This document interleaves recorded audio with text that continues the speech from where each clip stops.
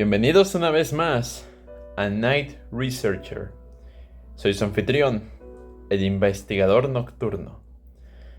Y esta vez vengo muy emocionado. No solamente porque me va a tocar hablar de uno de mis personajes favoritos, sino también porque la recepción del último video de Jeff the Killer ha sido impresionante. Muchísimas gracias a todo el mundo. Sé que para muchos estándares no es mucho, pero la verdad yo no me esperaba que alguien viera esto. Así que no perdamos el tiempo. Ahora bien, como hablamos en la vez anterior, Jeff the Killer fue un personaje bastante influyente en el internet. No solamente inspiró a otros personajes, sino que también se creó una pequeña mitología a su alrededor. Y uno de esos personajes, de los más reconocidos, es su propio hermano. Como ya recordaremos, Liu fue un personaje bastante importante en la primera historia de Jeff the Killer, siendo quien le encubría los asesinatos. A la vez que en el remake barra burla de Jeffrey Woods, él es una de las pocas personas que fueron asesinadas en un inicio. Pasado un tiempo, surgiría una historia en un blog de Tumblr que se apodaba como Homicidal Liu, una bastante popular y que se presentaba curiosamente con la siguiente imagen, que es un Liu que tiene más que ver con el mostrado en la versión de Desire en cuanto a su corte de cabello, que en lo que comúnmente se le retrata en los fanarts, que viene siendo un personaje de anime. Esa no es la única diferencia en el relato. De hecho, cuando lo lees te das cuenta de que es bastante distinto a lo que los fandoms han retratado del propio Liu. No solo es que el sujeto directamente parece justificar o defender a las acciones de Jeff, sino que también la enfermera, que en historias posteriores se le toma como el verdadero amor de Liu y que posteriormente terminaría masacrada por el propio Jeff y que lo impulsaría a buscar venganza, aquí es asesinada por el propio Liu a la hora de hablar mal de Jeff. El propio relato también describe que Liu tiene una segunda personalidad, un sujeto llamado Sully. Aparte de ser el que ocasiona todos los homicidios y todos los crímenes contra la humanidad, Sully también llega a mencionar en el propio Tumblr que llegó a asesinar a Jane the Killer. ¿Quién demonios es Jane the Killer? En el 2011 se subiría una nueva foto a DeviantArt, no por parte de ninguno de los autores originales, sino por Madame Black Wolf. Ese es su usuario moderno. Y sería una pequeña historia acompañada de una imagen, carta a Jeff the Killer, en el que se añade la frase: no te vayas a dormir, jamás te volverás a despertar. Además de una declaratoria de guerra hacia el propio Jeff the Killer. La autora estuvo metiendo muchísimas imágenes en ese sentido. Agarraba fotos de internet de muchísimos lugares y las corregía en color para poder crear a Jane the Killer. En sí era un personaje bastante sencillo de hacer. Y una cosa buena de ella es que siempre deja los links de donde sacó todo en las descripciones, así que nadie se puede quejar con ella. Sin embargo, la historia de Jane se sabría hasta mucho después, puesto que otro usuario decidió darle un contexto a Jane the Killer. En este caso, la propia Jane tenía como apellido, y no me estoy inventando esto, Jane Arkanshaw. Parece como un álbum de los inicios de los 2000, 2010, pero estamos en esa época, así que supongo que no es raro. La historia de Jane Arkanshaw se podría describir por los mejores críticos como es la propia historia de Jeff the Killer, pero con dos detalles. El primero, que no estaba solo, ni siquiera Liu lo estaba, sino que también estaba la ya susodicha Jane Arkanshaw. Además de eso, también se describía una escena adicional. Después de que Jeff fuera a matar a sus padres y de ahora herir de gravedad al propio Liu, este fue a la casa de Jane, chica la cual tenía un crush en el propio Jeff, pero que últimamente terminó teniéndole miedo cuando vio cómo brutalmente atacó a uno de sus bullies, y digamos que lo disfrutó demasiado. La escena era de pesadilla. Jeff tenía a los padres de Jane completamente mutilados, sentados en la mesa familiar, Jane atada a una silla, y por si no fuera poco el rip-off de la masacre de Texas, Jeff decide hacerla igual de hermosa que él. Así que, pensando que le harían el mismo tipo de tratamiento, la baña en gasolina y le prende fuego. Desgraciadamente, nadie pagó por la cirugía, así que Jane quedó desfigurada, sanada, pero desfigurada. En respuesta de esto, Jeff se coló al edificio y le regaló una máscara blanca con una peluca, deseando que en algún momento pueda llegar a ser su novia. La respuesta fue rechazada. En su lugar, Jane se convirtió en esta persona vengativa que directamente no pararía hasta buscar a Jeff y hacerlo pagar. No solamente a Jeff, sino a otro tipo de asesinos similares.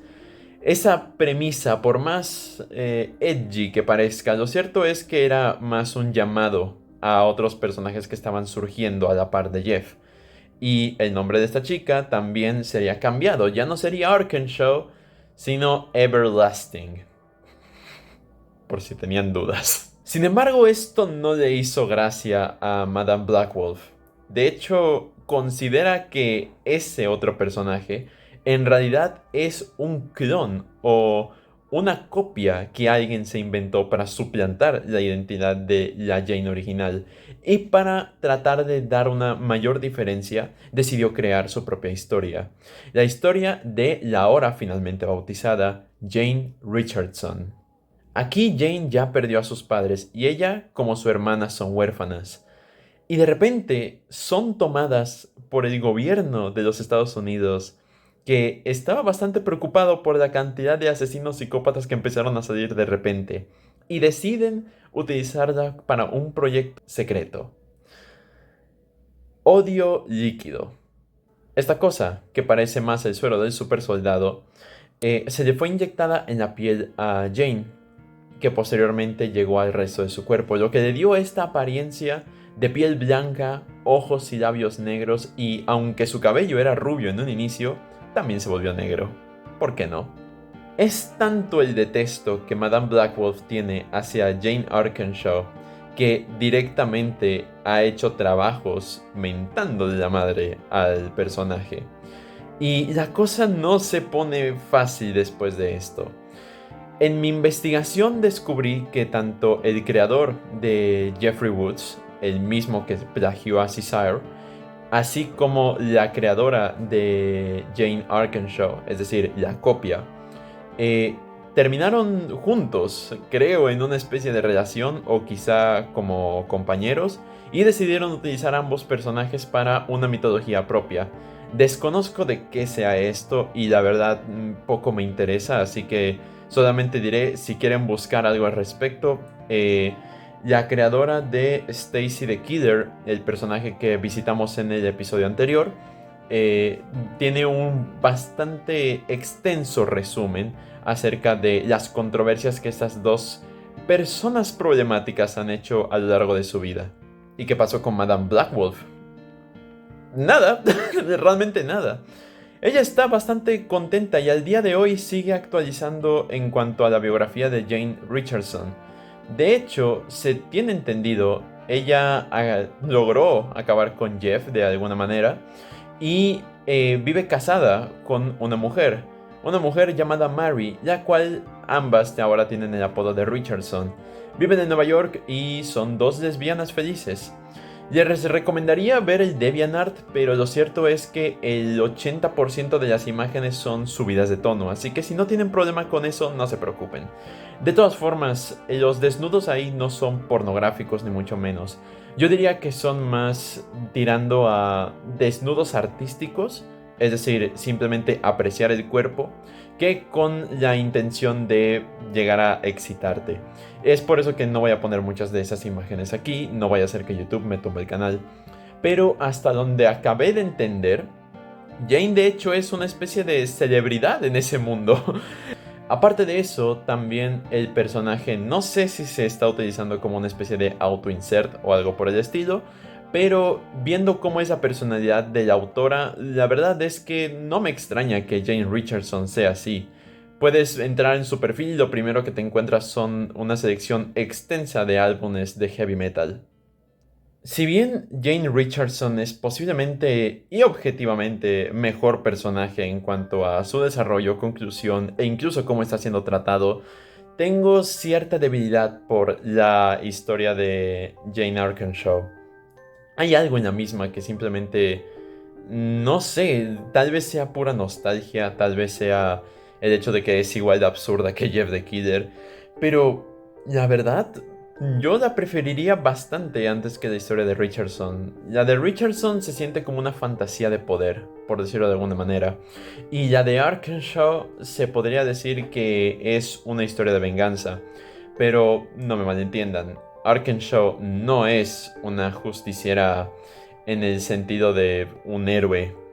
Al contrario, es bastante rencorosa y no tiene absolutamente ninguna compasión con cualquier persona que mínimo ha mostrado cierta conexión hacia Jeff.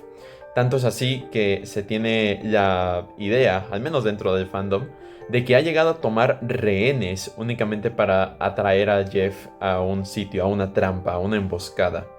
Es bastante cruel, sin embargo, la mezcla de los dos personajes, la de Arkanshaw y Richardson, dio como lugar que también se juntaran con Homicidal Liu, a la vez de que ambos personajes comenzaron a ser shippeados, lo cual es irónico, puesto que Richardson es canónicamente una lesbiana, pero así es el fandom. Hablando del fandom, ¿recuerdan a Nina the Killer? Ay, ¿quién no? La fangirl número uno de Jeff the Killer, aquella que necesita con todas sus ganas la aceptación de su ídolo. Es un personaje bastante odiado. La autora de Nina the Killer, de hecho, le dio una historia todavía peor que la de Jeff. Mientras que Jeff fue acosado escolarmente hasta el punto en que lo quebraron. Nina directamente la pasó horrible. Pasó abusos tanto físicos como psicológicos y sexuales. Por lo que en un momento simplemente tomó de inspiración a Jeff y comenzó a dar cacería. Nina de hecho nació de una manera bastante curiosa. No fue originada como un personaje per se, sino que nació de un intento de un cosplay. La autora trató de hacer uno de Jeff the Killer, pero debido a que no tenía una sudadera de color blanco, tuvo que utilizar una rosada. A la gente le gustó y en muy poco tiempo la autora decidió convertirla en Nina the Killer. Sin embargo, hoy en día el personaje se tiene bastante mal visto. Por un tiempo se trató de corregir y se mencionó de que ella había sido decepcionada, signifique lo que signifique, de Jeff. Así que comenzó a centrarse en Eyeless Jack. Claro, hoy en día el personaje ha sido retrabajado y lo cierto es que no se parecen absolutamente nada a su versión anterior. Por alguna razón en esta versión de la historia todos los killers son una especie de mercenarios o cazarrecompensas y hay un mundo criminal bastante amplio. Y Nina, en este punto, es una persona cuyos padres murieron gracias a Jeff y que trata de cazarlo. Y le molesta que le repitan que está enamorada de Jeff. Es curioso, puesto que no se parece un poco a Jane. Dato curioso. Stacy the Killer, el personaje que visitamos en el capítulo anterior, también fue creado de una forma similar. Por la misma época por la que se subió el primer cosplay de Nina the Killer, también se subió el de Stacy. Sin embargo, ambos personajes tomaron rutas muy distintas, mientras que Stacy tardó bastantes años en desarrollarse y finalmente acoplarse a una especie de headcanon del universo de Seasire, la otra se acopló al del universo de Jeffrey Woods. Por lo que ambos personajes se podrían considerar dos caras de la misma moneda que surgieron sin siquiera tener idea de que existían entre sí y simplemente del puro amor y pasión que unas fangirls tenían hacia Jeff the Killer. Irónico, ¿no lo creen? Por lo que hemos visto hasta ahora, está claro de que estos personajes tienen bastantes controversias. Hasta donde tengo entendido, el Tumblr de Homicidal You está abandonado desde 2014. Jane Richardson, pues ha sido un personaje bien trabajado, pero tanto Eric Show como Jeffrey Woods han sido tomados y sus autores no han sido las mejores personas hasta donde tengo entendido. No tengo idea de qué hayan hecho, simplemente doy las opiniones de la comunidad. Y por lo general se repite un patrón en el que las historias de origen son creadas por otras personas que no son el autor original. Esto es algo bastante curioso y a la vez problemático, diría yo, puesto que no solamente en parte reescriben parte de lo que el autor tenía intencionado, quién sabe, a lo mejor y no quería mostrar su historia de origen, no lo sé, y a la vez porque el crédito del personaje o una versión completamente ajena a lo planeado se termina convirtiendo en la popular. Y solamente puedo pensar en el enojo que los autores podrían llegar a tener sobre eso. Pero al final del día es mitología de internet. Es lo mismo que cuando en la antigüedad se hacían panteones de dioses o las editoriales de cómics de repente comenzaron a juntar a personajes de diferentes líneas en un solo universo. Es, digamos, un proceso natural. Es algo que tarde o temprano pasaría y también ha pasado con muchos personajes. Vivimos en una época en donde los autores comenzaron a reclamar o han pedido explícitamente que no se les siga representando o por el contrario, la gente ha decidido no seguir representándolos. Es extraño, pero es un caso bastante interesante de estudiar. El fandom de los creepypastas, uno que no sé si decir que nació turbio o simplemente se fue destapando poco a poco. Pero ese es mi trabajo. Por eso estoy aquí. Por eso soy el investigador nocturno. Para traerles a ustedes las historias que no se pueden contar. Y esto no solamente se queda con los killers. Conforme avanzarán los episodios se van a encontrar con muchísimas cosas similares. Ben Drowned, Iris Jack, Slenderman, The Rake, todos ellos tienen alguna parte de lo que ya hemos hablado aquí. No sé cómo lo voy a hacer, pero solamente sé que esto es solo el principio. Esto ha sido Night Researcher con su anfitrión, Alan, el investigador nocturno. Muchas gracias por escucharme y que tengan lindos sueños.